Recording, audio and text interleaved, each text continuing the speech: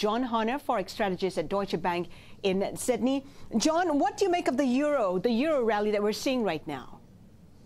It makes sense given both the size of the package and also the terms of the package, probably better than the market was looking for when it closed on Friday. So a reasonable rally in the euro makes sense and may continue a little bit in the near term. Beyond that, though, we wouldn't be looking for too big a start of a trend, given that some of the structural problems exposed by the whole Greece episode still very much remain in place. Question marks about monetary union in the absence of political union and fiscal union, issues that aren't going to be going away anytime soon. So what euro levels are you looking at in the next few months? In the near term, a rally up towards the highs we saw a couple of weeks ago, towards 138.20 and then maybe even 140. But beyond that, wouldn't be looking for those sort of levels to be sustained and then falling back towards the mid-130s reasonably swiftly seems likely. How about the Aussie? It's trading near a 5-month high versus the USD at this point in time. You're looking for the Aussie to underperform the Canadian dollar, the pound, as well as the Kiwi. Why is that? In the near term, the backdrop's very favourable and we can see it testing last year's highs around 94 cents and maybe even a little bit higher.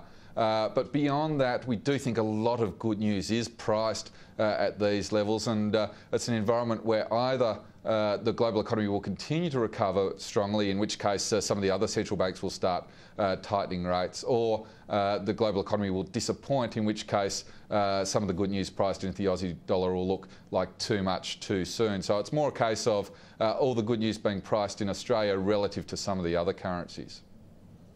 What's the best Aussie place right now? Right here, right now, we prefer the Australian dollar short against the Canadian dollar long. I think that in terms of which central bank may be most likely to start changing their tone, it's probably the Bank of Canada. Beyond that, we do think the Australian dollar can weaken against the New Zealand dollar. However, we need to see some stronger employment numbers, the Q1 employment report due at the beginning of the May being key there. So we'd be waiting to see that report before instigating any positions there. And talking about the loonie, the candy, the Canadian dollar, I mean, it reached parity with the US dollar last Tuesday. Where to from here? We saw a slightly weaker employment report in Canada on Friday, but the broad brush of economic indicators there has been much stronger. Do look for a change in tone from them at some stage, and then a starting of a rate hike cycle in July, something that should support the Canadian dollar on a broad basis over the second half of the year. What's the biggest risk for that currency? The biggest risk for that currency, again, similar to Australia, would be a slowdown in the global economy, particularly a slowdown in the developing Asian countries that have been so key in supporting commodity prices over the past few months. If we were to see signs of a slowing in China, potentially as policies tighten in response to inflationary fears, that would weigh on the outlook for all commodity-sensitive currencies such as the Australian dollar and the Canadian dollar as well. John, we touch on the Kiwi and the Aussie. Both currencies moved in tandem not too long ago. What's different now? We've had very different rhetoric, very different policy actions from the respective central banks. The Reserve Bank of Australia clearly moving swiftly to take back some of their emergency rate cuts they put in place in 2008, taking rates up 125 points from the lows. Reserve Bank of New Zealand's been much more reluctant to do so, and so has left rates at their lows. So that's been the big difference for the two currencies. However, if we do get that stronger employment report in New Zealand, we wouldn't be surprised to see the Reserve Bank of New Zealand actually hike rates more than the RBA over the second half of the year, something that could help bolster the New Zealand dollar relative to the Australian dollar. We have data coming out this week. We have retail sales from New Zealand. How closely are you watching these numbers, and how much impact will it have on the currency?